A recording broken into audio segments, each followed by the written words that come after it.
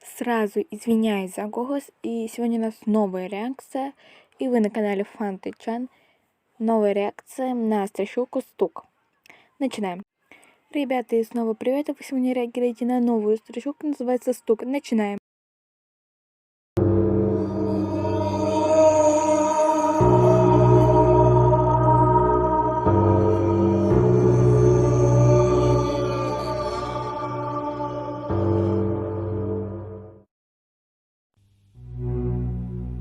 При поступлении в университет мне повезло. Дали комнату в новом, построенном в тот же год общежитии. Там то ли программа была по расширению студенческого городка, то ли что-то подобное. Нужно ли рассказывать, как я был рад? Вместо холодных, продуваемых всеми сквозняками коридоров, обшарпанных стен и загаженных душевых, мне досталось место в блоке на 4, со своим душем и кухней. Плюс ко всему еще и с новой мебелью и отличным ремонтом. Приятным бонусом стала белая зависть большинства одногруппников, вынужденных ютиться в старых, едва ли не аварийных комнатах. Меня поселили на 6-й этаж с 3 такими же зелеными сопливыми первогруппниками, и первые месяцы жизнь была по-настоящему прекрасна. Стипендия, пусть небольшая, приходила исправно. Немного помогали родители, да и сам я довольно быстро нашел подработку. Ретушировал в промышленных масштабах фотографии для всяких онлайн-магазинов. С соседями сошлись быстро, а потому в наших комнатах стоял вечный чат кутежа. Проблемы начались в ноябре. Антон, мой сосед по комнате, обнаружил на кухне небольшую трещину в стене. Посмеялись, конечно, пошутили про таджиков и распилы бюджета, и забыли об этом. Однако через пару недель появилась уже вторая трещина, уже в другой комнате, где жили Влад и Гриша. Через пару дней девушки из соседнего блока, которых мы время от времени разводили на борщи и котлеты, пожаловались, что с потолка осыпалась часть штукатурки и перестал работать душ. А потом началось что-то странное. Кто-то стучал в двери. Просто стук. 1 или 2 раза в неделю глухой ночью. Выходишь, и никого нет. Проседали потолки, горела проводка, срывала трубы и затапливала комнаты. Притчей во Вьязовцах стал полувыдуманный случай, когда во время любовных утех парочка вместе с кроватью провалилась на этаж ниже, по чистой случайности никого не убив и не покалечив. Бетонное перекрытие между этажами раскрошилось едва ли не в пыль. Было множество жалоб.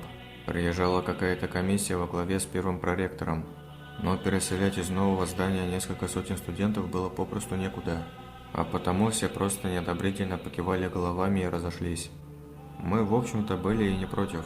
Есть крыша над головой, есть холодильник, иногда еда и интернет. Что еще нужно для счастья? И все же домой на выходные и праздники ездить стали намного чаще. И как-то раз в блоке я остался совершенно один. Девушкой обзавестись к тому времени еще не успел, поэтому компенсировал ее отсутствие прожиганием жизни в компьютерных играх. И вечер, плавно перекативший в ночь, обещал быть не особенно интересным. Было уже глубоко за полночь, когда в блоке пропало электричество.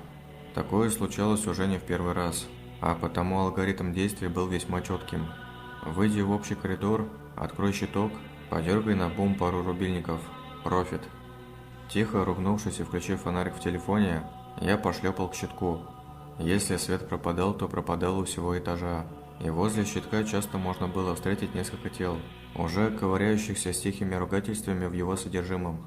В этот раз я не увидел никого, но не придал этому особого значения. Ну, может, разъехались все, или спят уже, мало ли. Спустя несколько минут ковыряния я понял, что ни черта не выходит, и придется звать соседей.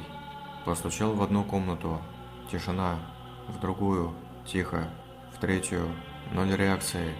Постепенно, обходя все комнаты на этаже и не получая ответы, я дошел до двери в небольшой чулан, где уборщицы хранили свои ведра и тряпки, и где по совместительству находилась водяная развязка или что-то в этом роде. Дальше был только лифт. Со злости я ударил кулаком по двери и направился к своему блоку. Кто-то постучал в ответ с той стороны чулана. В первую секунду я едва не наложил штаны. Потом немного успокоился, списав все на злость и недосып. Стук повторился. Теперь стучали увереннее и настойчивее с равными интервалами. При этом сила ударов с каждым разом все больше и больше увеличивалась. Кто-то или что-то колотило с той стороны, дергало ручку в попытках вырваться наружу, затем начало скрестись. Я не стал дослушивать симфонию стуков и скрипов, и, едва не потеряв по дороге тапки, рванул в комнату. Едва успев захлопнуть дверь и повернуть ключ, я ясно услышал, как с треском разломилась дверь в чулан. Метнувшись в свою комнату, я закрыл вторую дверь и стал лихорадочно обдумывать пути отхода. Не придумав ничего лучше, открыл окно и посмотрел вниз. Падать было далеко и страшно, но если зацепиться за карниз... В дверь нашего блока постучали, негромко, но настойчиво.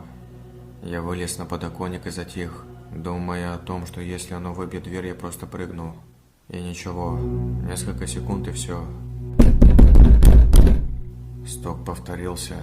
В абсолютной тишине мне казалось, что я отчетливо слышу чье-то хриплое дыхание где-то там за дверью в блок, хотя слышать я его не мог по определению.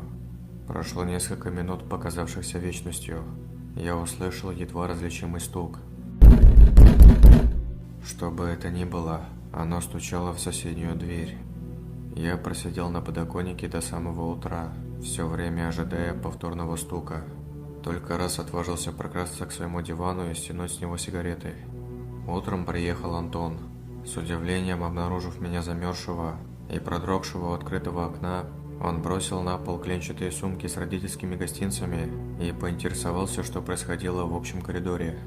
Выйдя туда вместе с удивленным соседом, я увидел, что покрывающая пол кафельная плитка и без того не лучшего качества растрескалась и в некоторых местах вообще отсутствовала.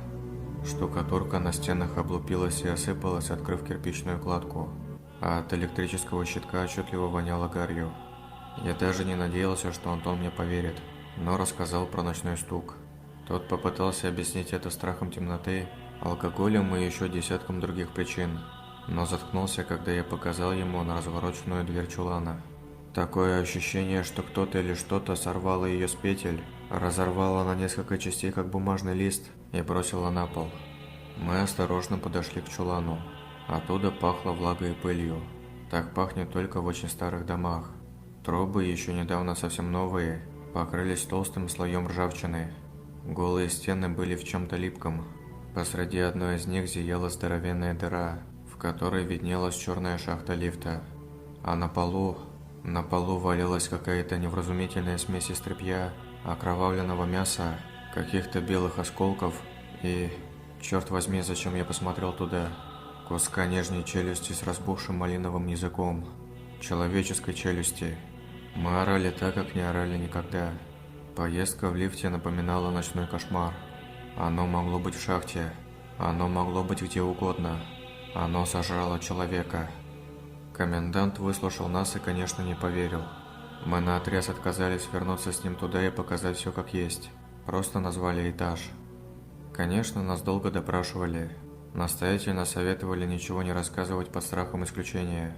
Потом всех выставили из общаги, когда пригнали полицию. Кровавой кашей оказался третьекурсник, живущий этажом ниже. Он, как и я, остался ночью один и, видимо, открыл на стук. Конечно, здание оцепили. Несколько недель туда никого не пускали. Потом только разрешили забрать вещи под охраной вооруженных автоматами людей. Когда я едва ли не бегом перетаскивал свои нехитрые пожитки к выходу, то заметил, что новое снаружи, оно превратилось в облупленную развалюху внутри. И, конечно, нам ничего не объяснили.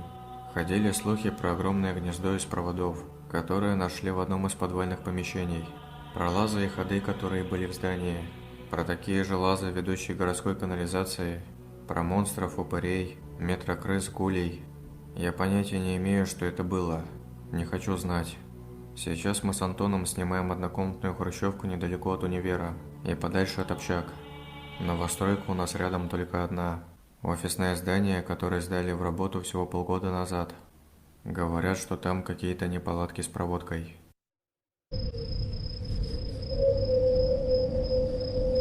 Спасибо за просмотр. Ребятам вы можете идти, вы свободны. На этом у меня все. Пишите в комментариях, на какую страшилку мне делать еще. Пока!